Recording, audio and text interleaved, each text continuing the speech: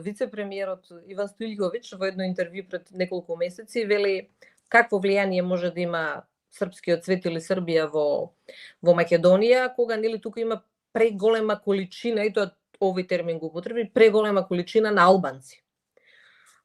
Се разбира, тоа не може да биде количина, значи народот не се компири па да има голема количина, туку се граѓани, ама тоа говори за на кој начин се перцепираат практично албанците од позицијата на србите. Со други зборови, па да, ќе имаш уште супер, ќе имаше големо влијание, јас тоа така го читам, еве можеби не сакал да го каже така, меѓутоа јас така го читам, ќе имаш уште поголемо влијание Србија да не беа овие албанци. Па токму затоа албанците во Македонија, во Северна Македонија, според мене, не само затоа што се албанци, значи да не се разбереме погрешно, не само затоа што се албанци, туку затоа што се секогаш во однос на Македонија, јасни во однос на евроинтеграциите и патот кон НАТО и членството во НАТО, и без разлика која и да била политичка партија овие 30 години од албанците, дали тоа биле некоја полиберална, поконзервативна групација, поисламистичка или посекуларна, небитно, тие секогаш правецот им биле Соединетите американски држави и Европската унија. Нема разлика кај нив.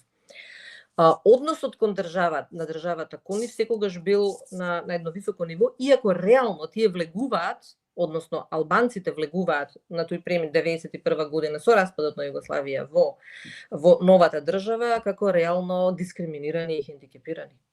И таа дискриминација која се продолжува од Југославија, македонското општество не успева да ја надмине, претпоставувам под големо влијание и тогаш на Белград. И овие идеи кои сега се јавуваат 2025 година кампањата односно 2024 година кампањата на владеачката партија Македонија повторно горда сугерираше дека македонците, затоа што ние сме граѓанска држава со таа специфика на етнички на етносите наведени во преамбулата во уставот, меѓутоа ние не сме национална држава. Значи кај нас не се македонците над другите, па немаме ние македонци и малцинства, туку имаме делови од народ, сите сме граѓани, имаме делови од народ и тоа е специфично уставно уредување. И инсистирањето овие веќе година и пол дека македонците се онеправдани, дискриминирани, па ние сме дали многу со Охридскиот договор, па сме дали многу со промената на името, па знамето, па банкнотите, па што се не. Таја цело време создавање на една чувства, на една атмосфера, и тоа секогаш се таргет македонските граѓани, значи етничките македонци се секогаш таргет, дека се жртви. Жртви сме на Грција, жртви сме на Бугарија, жртви сме на албанците, жртви сме на сите, ете само србите, нели, ништо не барат од нас, ништо не сакаат многу, ние сме браќа и така натаму. Дури на толку површно ниво таа пропаганда. И сите договори, според мене, се таргетирани со таа намера.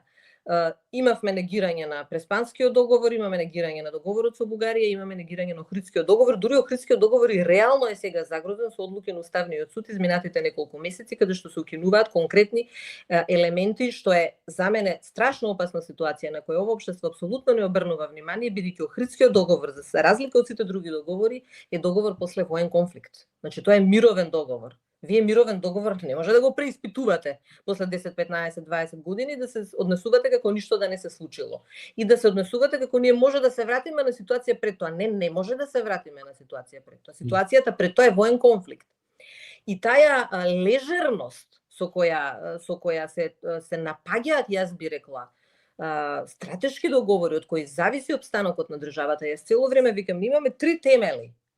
Тоа се кон надвор, ние ги дефинираме односите кон надвор, односно ја позиционираме новата држава Македонија во реалност која веќе постои во 91 година и во реалност каде што географскиот регион Македонија, историскиот регион Македонија е дел од државите и идентитетите на две соседни држави, Грција и Бугарија, делом на Албанија, и во таа нова реалност се појавувате во 91 година и вие не може во 91 да се појавите и да кажете Македонија цела е наша, да, или не знам што. Значи тоа е надвор од памет, од политичкиот било каков. Може би за обичните луѓе или обичните граѓани тоа е убаво романтично да се слуша. Секој од нас има некаков си хегемонизам или некаква националистичка политика каде што се гледаме ние во нашите глави или во нашите општества. Меѓутоа не може да ви биде државна политика. Тоа дефинирање на државноста никогаш не им беше објаснето на македонските граѓани. Зошто е договорот со Грција? за името Македонија, зошто договорот е под покровителство на Обединетите нации, зошто тој договор е резултат на 2 резолуции на Советот за безбедност, не на Генералното собрание, на Советот за безбедност, што значи дека целиот свет се согласил за тој договор. И целиот свет се согласил дека мора да се дефинира името на државата и името на државата која ќе го содржи терминот Македонија, да се знае на кој точно географски на која точно географија се работи, на која територија се работи.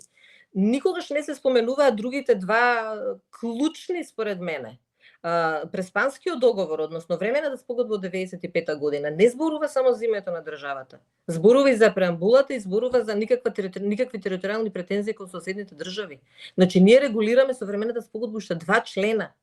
2 члена кои се сега битни. И тоа стојат и во Преспанскиот договор и во времената спогодба, дека не само што немаме територијална претензија, туку нема да се мешаме во внатрешните работи на соседните држави. Тоа е клучното. Македонија никогаш не можела сама да се меша во соседните. Меѓутоа, преку Македонија, што мислам дека е случај сега, се мешаат други во соседните работи на другите држави. Ние сме практично искористени, ние сме само посредникот, на наш грб се прекршува нешто за што мислам дека не се свесни поголемиот број од граѓаните, зашто практично тоа заробено општество, медиумски, политички, партиски, како сакате, цело време кажува една приказна.